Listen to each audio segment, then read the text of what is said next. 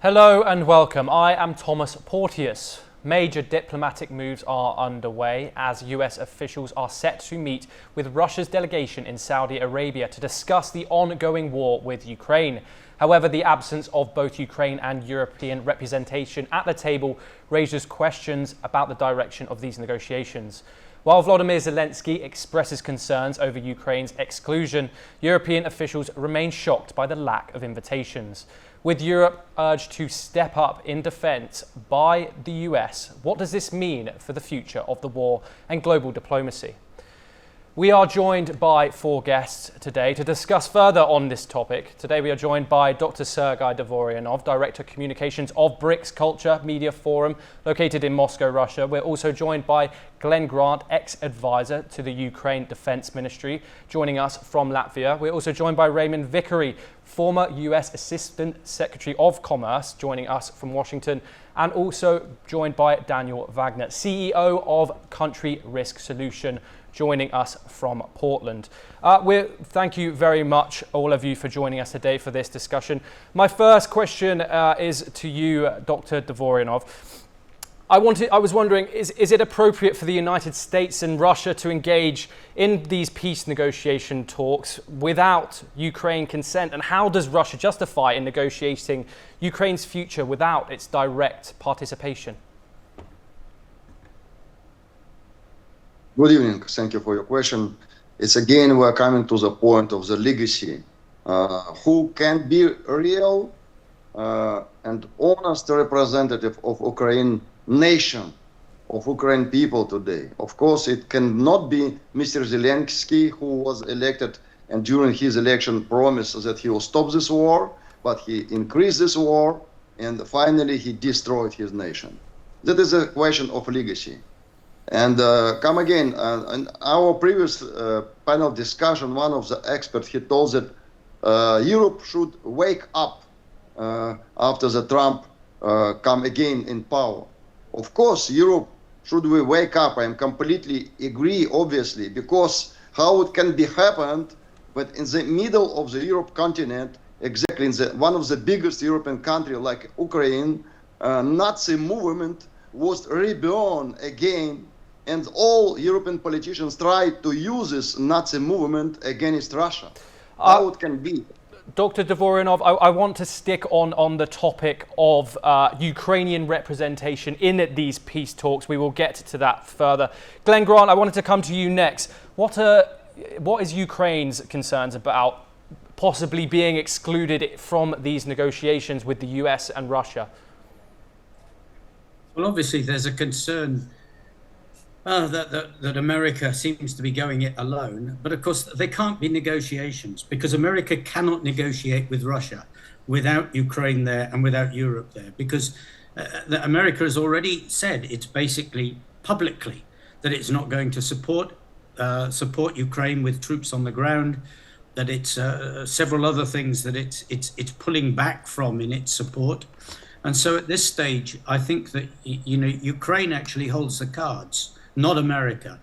And it's going to be interesting to see what comes out of these, I'm going to call them discussions, not negotiations, in Saudi Arabia, because as you know, Ukraine has already sent back the please give us 500 million of your best minerals letter. And I think that Zelensky is likely to send back anything else that is not really to the benefit of the Ukrainian nation. I'm sorry, but peace in this context really means surrender as far as Russia is concerned. And there is no way that the majority of people in Ukraine will accept surrender. Raymond Vickery, I wanted to come to you next.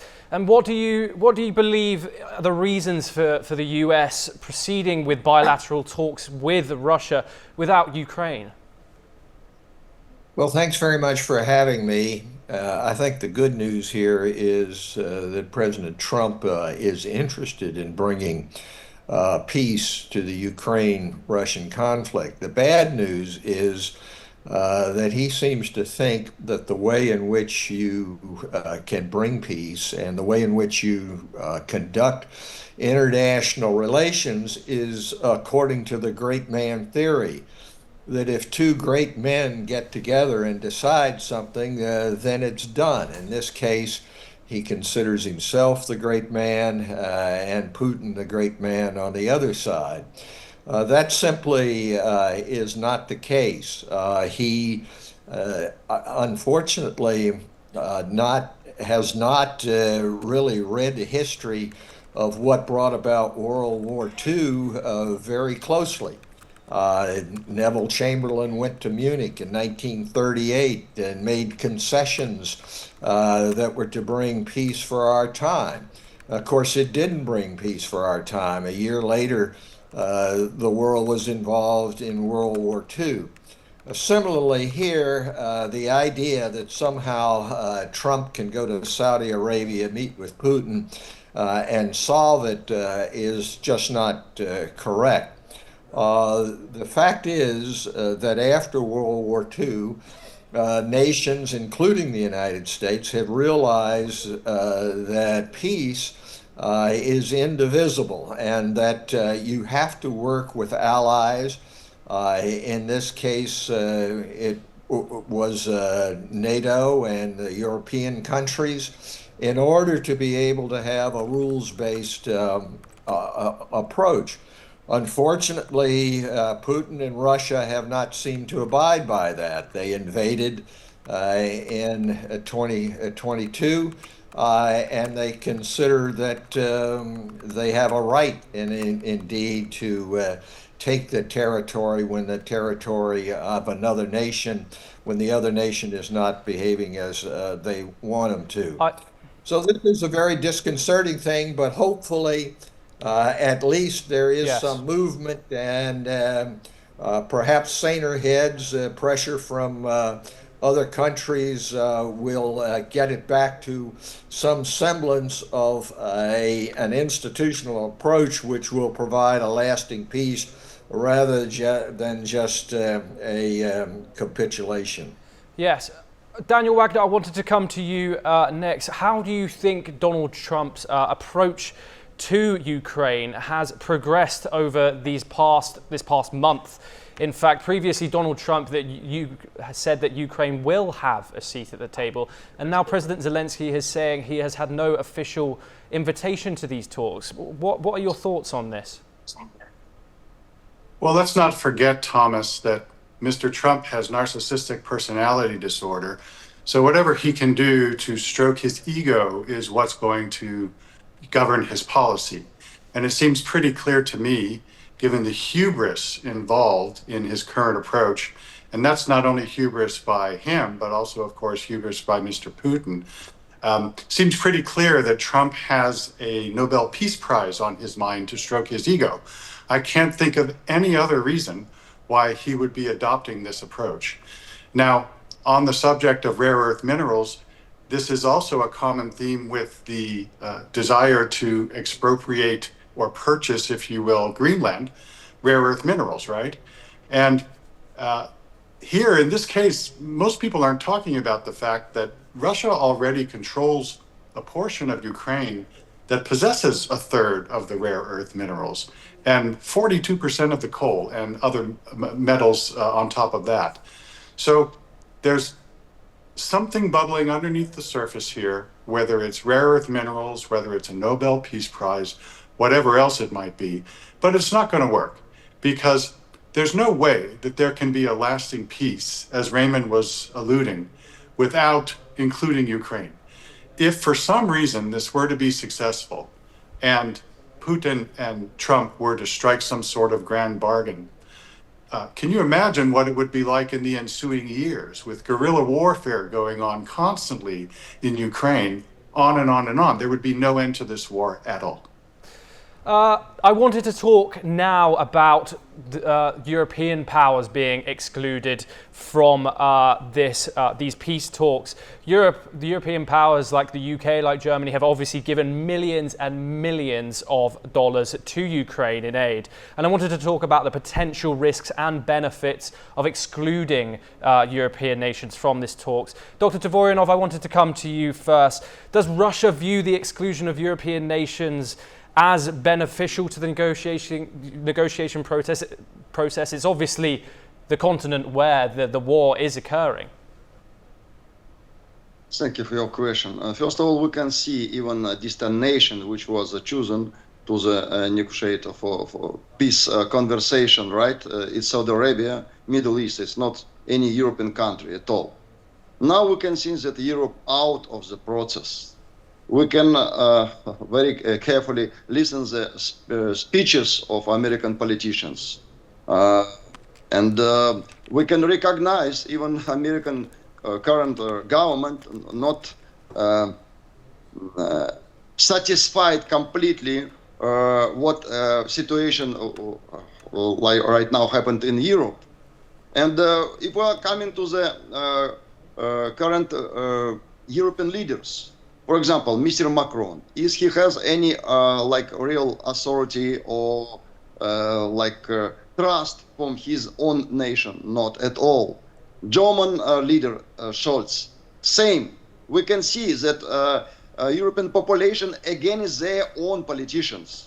That was it's not my opinion. It's actually I'm just approach some statement from the speech of Vice President of United States, who told about some Romanian president who was elected officially without any faults, and finally because of some European conspiracy against some basic principles, democratic principles, these politicians was not appointed and was Yes. not come to the power in Romania.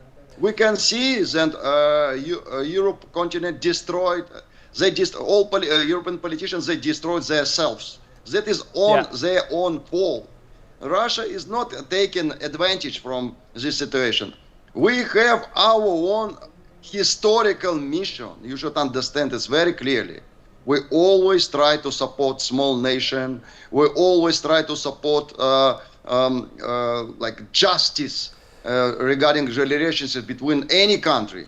That's why we can deal with this with Donald Trump, because he is such kind of smart personality. Of course, he should receive Nobel Prize. What is the harm? He should receive Nobel Prize from a Nobel Committee. I will make my word to him. Okay, Glenn Grant, I wanted to speak to you obviously about your thoughts on this and how might Europe's absence affect Ukraine's position and security in these peace talks? Well, I think the first thing, I mean, I have to say, I love Sergei's comment about Russia supporting small nations. That's why that's why Putin trashed Grozny and reduced it to the same level as Mariupol in the past. So they don't even support small countries inside Russia, let alone people outside. But I think, again, I'd just say that in some ways at the moment, I don't think it matters, because the American team have not got their act together. So on one side, they're saying we need Europeans must do more. And on the other side, they're not inviting them. But I don't think it matters, because this is only a first stage, and it's a first stage that is a discussion stage. Europe is meeting, the European heads are meeting in Paris tomorrow. And I think after that, we'll hear some more serious thinking from the Europeans. And Ukraine knows at the moment that the way Trump's team are working, that Ukraine cannot rely upon US, and therefore Ukraine has to rely upon the European nations, who are getting their act together slowly. And that means that Ukraine will not be doing anything or saying anything without very, very close concert with European nations. And I know, for example, my own country, UK, is taking a much, much closer view of Ukraine than a lot of people understand. So I think we will see changes in the relationships coming, and Europe taking a stronger position as we move towards real discussions, maybe in a couple of months' time. Raymond Vickery, I don't want to call Trump anti-Europe, but he certainly has an emphasis on Europe pulling their weight, so to say. But he has obviously said himself that he doesn't want Europe involved in these discussions. What are the strategic reasons behind this? Well, I think that Trump takes an America First view, which is very consistent with the original America First movement in the United States, and that is that the United States shouldn't have been involved in World War II, shouldn't have supported democracy in Western Europe, and sent troops to help bring about the end of that war. Unfortunately, he has reverted back to an isolationist point of view in regard to Europe. And on top of that, he seems to think that those who are in power in Europe are a part of some sort of elitist establishment, which he has devoted his life to trying to bring down. Really not to bring down, but to replace.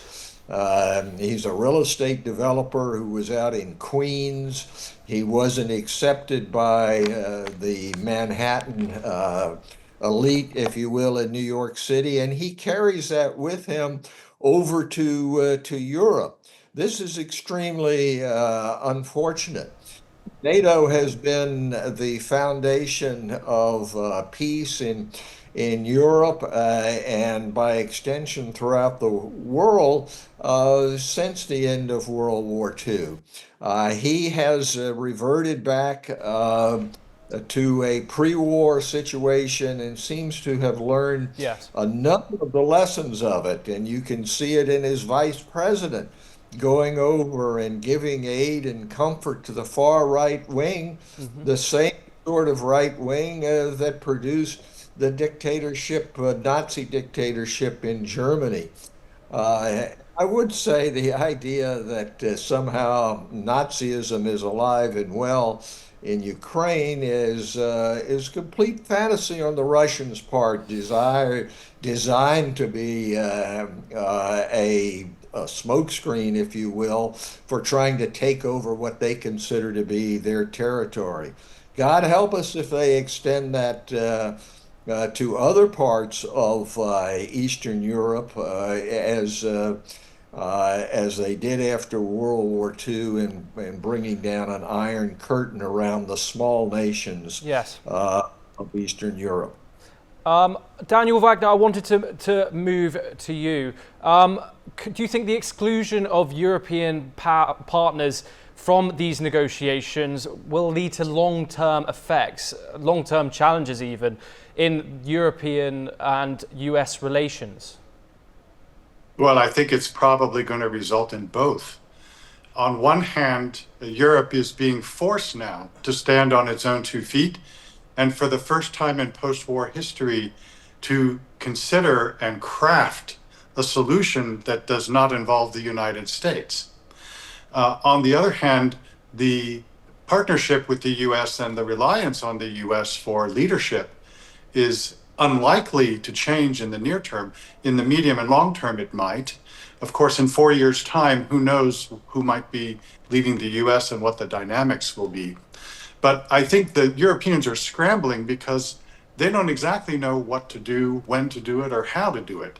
They're sort of having this emergency summit in Paris tomorrow to try to figure that out. I wanted to move on, and I wanted to talk about the possibility of economic sanctions being eased on Russia by the US as part of the peace agreement.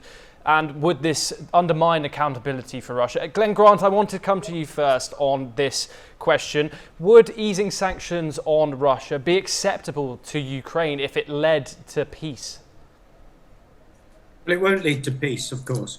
That's the first thing. And I mean, what's acceptable to Ukraine is what happens. In many ways, it has to be. There's nothing that Ukraine can do if US decides to ease sanctions. But what it will do, it will very, very quickly improve the quality of Russian fighting ability and their ability to replenish and create new weapons. So easing sanctions by America is actually probably one of the most dangerous things that could happen, because it will just aid Putin. Putin will see this as a green light for carrying on whatever's happening, and not only a green light, but like hard cash to him in terms of weapon improvement. Dr. Dvoryanov, I want to come to you next. How significant is this possibility of sanction relief for Russia in these negotiations, do you think?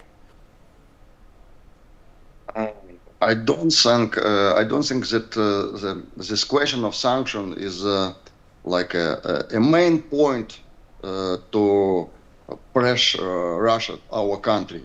We can see that this challenger, even after this special military operation, the process in economy of our country was such kind positive and increase our own industrial field, increase all our entrepreneurship movement, everything.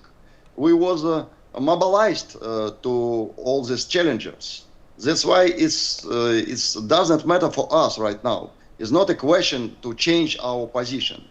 But again, I want to come to my previous speaker. He uses very attractive for my mind word surrender.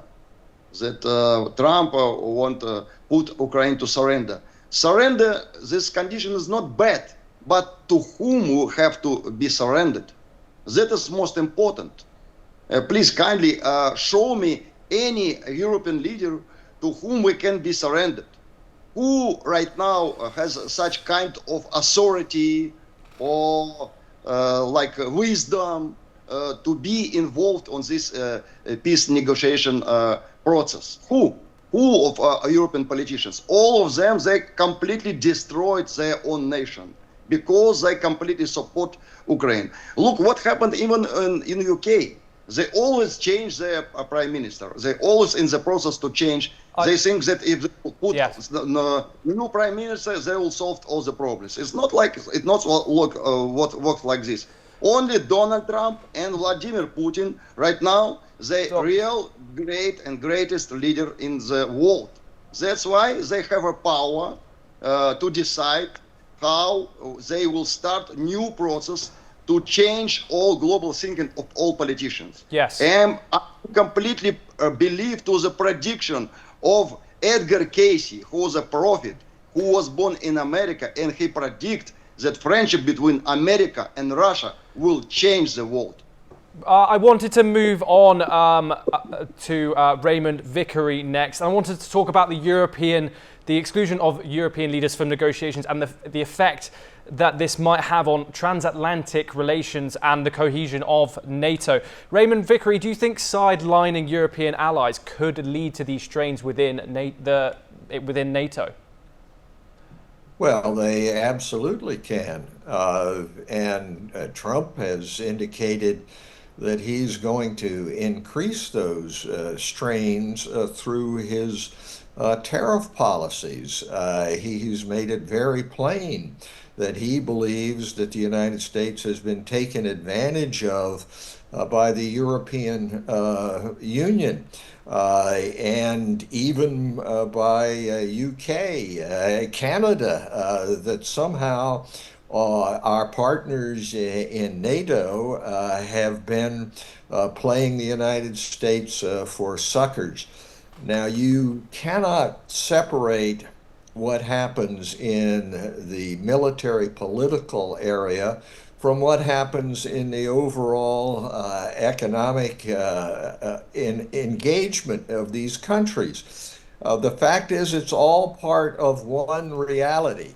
And so, yes, it seems to me apparent at this point that Donald Trump does not have an interest in being a leader of the free world, What he has is an interest in being a great man, and give him the Nobel Prize if he should be able to bring about peace. But this is not the way, and it's an extremely, extremely dangerous time.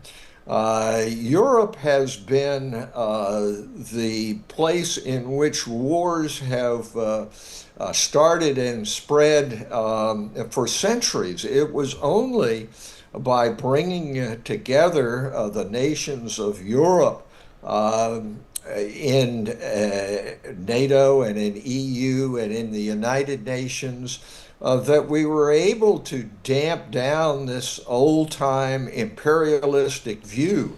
Unfortunately, Putin and Russia don't seem to have gotten that message, that that's the way to be able to bring about peace.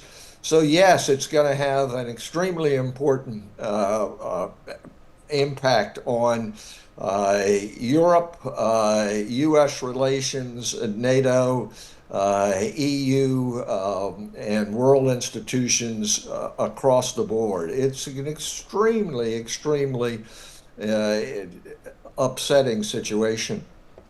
Daniel Wagner, my final question.